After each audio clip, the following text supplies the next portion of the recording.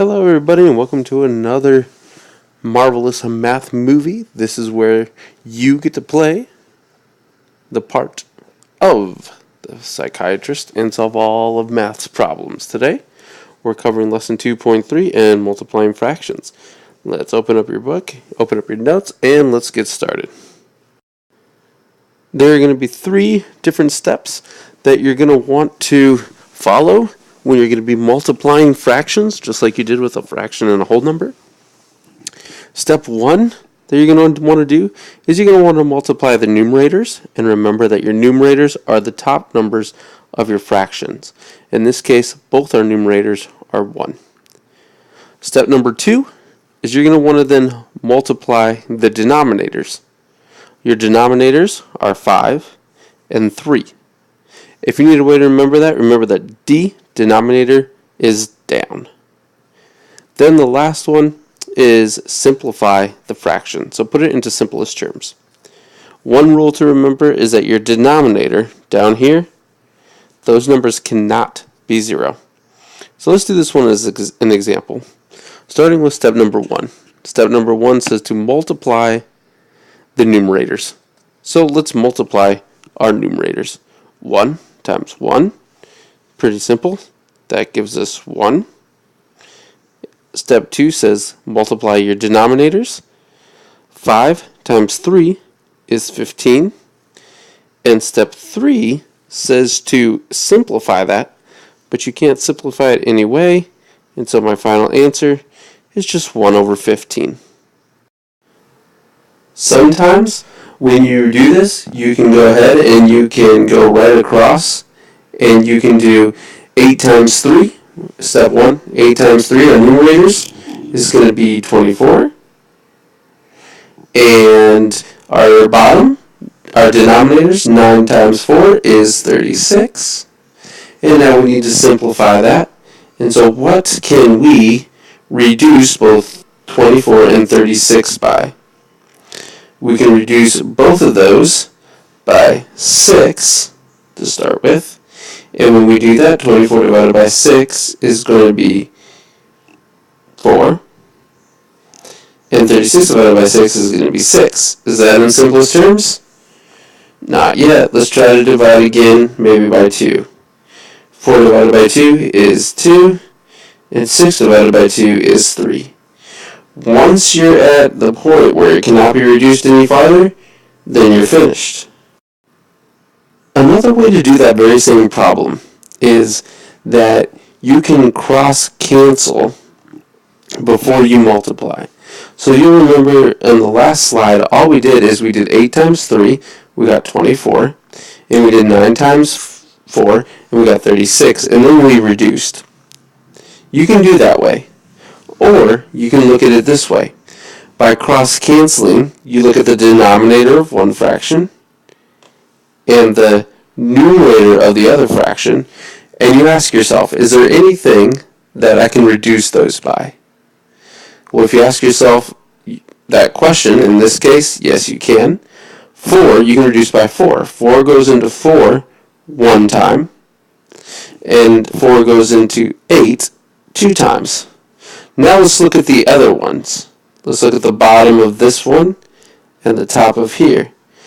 Is there any one that we can reduce there? A number that will go into both of those. 3 goes into 3 one time. 3 goes into 9 3 times. Now we can multiply like normal. Multiply our numerators. Our new numerator is 2. And 1, and 2 times 1 gives us 2. And if we multiply our new denominators, 3 times 1, we get 3. And you'll notice that that is the exact same answer we got the last time. Either way is appropriate. Either way will get you the right answer. It all depends on when you want to reduce. Okay, here's one for you to try on your own. You can pause it here, work it out, and unpause it when you're ready for the answer.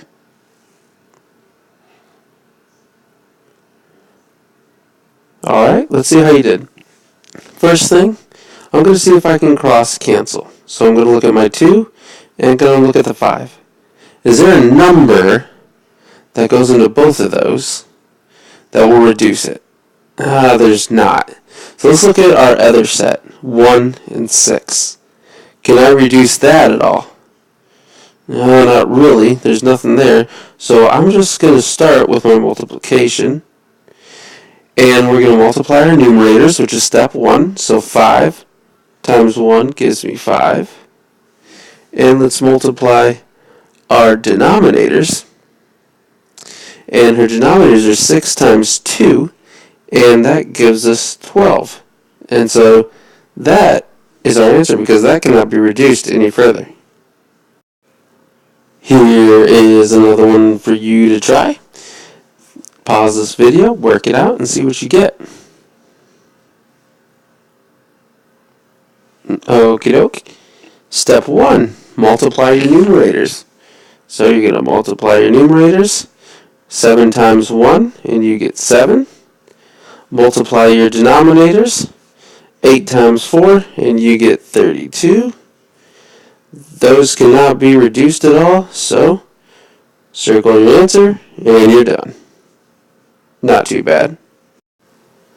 Okay, we're going to do one more on your own before you can, before we move on. So pause this video and try it, and I'll pause it when you're ready. Alright, let's see how you did. Let's start with doing our numerators, but first I'm just going to check to cross cancel because I can see right off the bat that I can cross cancel.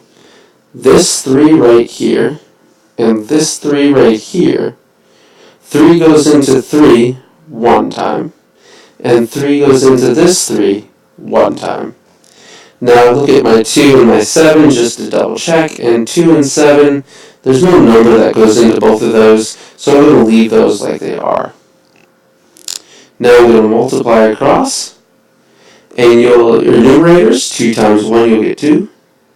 And on the bottom, 7 times 1 gives you 7. And your answer is going to be 2/7. If you didn't do that, if you just started and you did 3 times 2 and got 6, and then you did 7 times 3 and got 21, well, you would still be able to get the same answer because you would reduce each of those by 3. 6 divided by 3 would give you 2, and 21 divided by 3 would give you 7. So either way, these answers are going to be the same, either way you slice it. So you choose which way works best for you, get really good at it, and you'll be golden. Alright, so let's move on here. This is an algebra example, and we did this a little bit in the last chapter. You'll remember that when we had a variable and it gave us a value, all we need to do is take that value and we need to plug it in for that variable. So I have P times 7 over 8 minus Q. P is equal to 4 over 5 and Q is equal to 1 over 4. What I need to do is plug those values in. So for P, I'm going to put in 4 over 5. I'm going to keep the 7 over 8 there. And for Q, I'm going to subtract 1/4. So here I've rewritten the problem so I have a little bit more room to work. The first thing that you're going to do is you need to do the multiplication. So we need to work this right here because of order of operations. Multiplication comes before subtraction. So we need to multiply 4/5 times 7/8. To do that, we're going to multiply our numerators and then multiply our denominators. To save a little bit of time, I'm going to cross cancel. 4 goes into 4 one time. 4 goes into 8 2 times. Now I can multiply my numerators and my denominators. My numerators, 1 times 7, would give me a numerator of 7. My denominators, 5, and times 2 is going to give me the new denominator of 10. And then I have to bring down what I didn't use, which is minus 4. Now, the only thing that I have to do is 7/10 minus 1/4. But I can't do that yet because I need a common set of denominators. So let's think. What what number does both 4 and 10 go into? Your common denominator, if you wanted to list them out, you could go 4, you could go 8, 12, then 16, 20, 24. I'm going to stop there. Let's try with 10. 10, 20, 30. Do you see a number that's in both of our lists? Okay. Our answer is going to be 20. So our new common denominator is going to be 20 for both of them. Now, how did we get to 20 is the question. Well, 10 times what number gives you 20? The answer is 2. So since you multiplied 10 by 2, you also have to multiply 7 by 2. 7 times 2 gives you 14. Now let's check out the 1/4. What do we multiply 4 by to get to 20? What do you multiply 4 by to get to 20? You multiply it by 5. So if you multiply the bottom number, you multiply the top number, and 1 times 5 gives you 5. Now, we can do our common denominators. We have our common denominators, so now we can just subtract. Your bottom number, your denominator, stays the same when you add or subtract. And your top number, 14 minus 5, gives you 9. That cannot be reduced anymore, and so you circle it because you're done. Okay, now here's one last one for this time for you to try on your own, doing the same thing that we did last time, plug in those values for A and B, use your order of operations to solve it, and you'll be on your way. Pause this video, work it out, and unpause it when you're ready for that answer. Alright, here's how you should have set it up. You should have put 5/6 in here, plus 2/3 times 1/12. Now the first thing that you'll need to do is not the addition, but is the multiplication, because that comes first in your order of operations. So we're going to do 2/3 times 1/12. Now let's see if we can do any cross canceling. I can see that 2 goes into 2 one time, 2 goes into 12 6 times. My 3 and my 1, there's nothing that I can cancel there, so that's going to leave. That's going to stay like it is. So let's multiply. 1 times 1 on top gives me a 1. On bottom, 6 times 3 gives me an 18. And what I didn't use was that 5/6. So now all I have to do is you need to add 5/6 plus 1 over 18. Once again, you'll notice we don't have a common denominator, but you could find one. An easy common denominator for this specific problem was actually 18, because both 6 and 18 will go into 18. So, since one of your numbers is already 118, you can leave that one. But now we just got to ask ourselves, how are we going to turn 5/6 into a denominator with 18? Well, we multiply 6 times 3 to get 18. So let's do that for the 5. 5 times 3 gives me 15 over 18.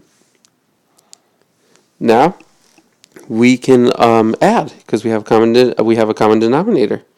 Our common denominator stays the same. Put it over 18. And now let's just add our numerators. 15 plus 1 gives me 16. And the last step is just to divide. So what number could go both into 16 and into 18? Well, one that I can think of off the top of my head is 2. 16 divided by 2 gives me 8. And 18 divided by 2 gives me 9. And that's as far as it can go. So bada bing, bada boom, you're done. Well, I hope this made sense. If you have questions, write them down. Don't be afraid to ask. I'll be more than happy to help you and clear things up if I can. Thank you for tuning in, and we'll see you next time.